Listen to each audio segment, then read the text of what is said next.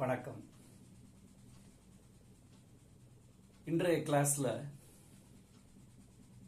சமீப காலமா நீங்க நியூஸ் பேப்பர்ல டிவி நியூஸ்ல எல்லாம் கேள்விப்பட்டிருப்பீங்க.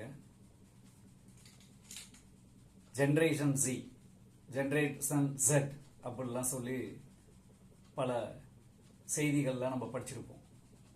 இப்ப நம்ம மனசுல ஒரு கேள்வி வருது, இது ஏன் ஜெனரேஷன் Zன்னு சொல்றாங்க, ஏதாவது பேர் வச்சிருக்கிறாங்களா அப்படின்னு கேட்கும்போது, அப்ராக்சிமேட்டா 15 to 20 இயர்ஸ்ல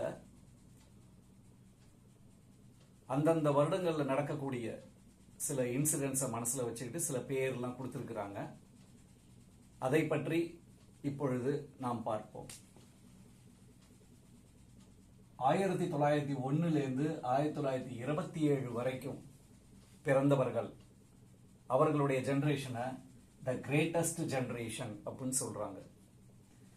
1928 1945 வரைக்கும் உள்ள ஜெனரேஷனை சைலண்ட் ஜெனரேஷன் அப்படின்னு சொல்றாங்க.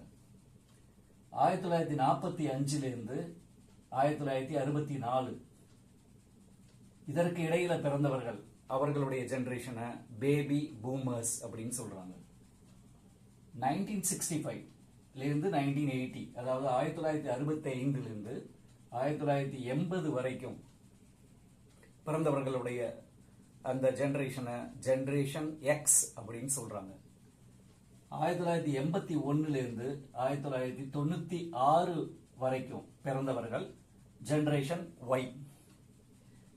இப்போ இந்த ஜெனரேஷன் Z அப்படிங்கிற பேரு எப்படி வருதுன்னு கேட்டீங்கன்னா, 1997 2012 வரைக்கும் பிறந்தவர்களுடைய அந்த ஜெனரேஷனை தான் ஜெனரேஷன் Zங்கிறாங்க, இல்ல ஜெனரேஷன் Z அப்படிங்கிறாங்க. 2013 அப்புறம் பிறந்தவர்கள் ஜெனரேஷன் ஆல்பா என்று கூறப்படுகிறார்கள். இது எல்லாம் நம்ம தெரிஞ்சு வச்சுட்டோம்னா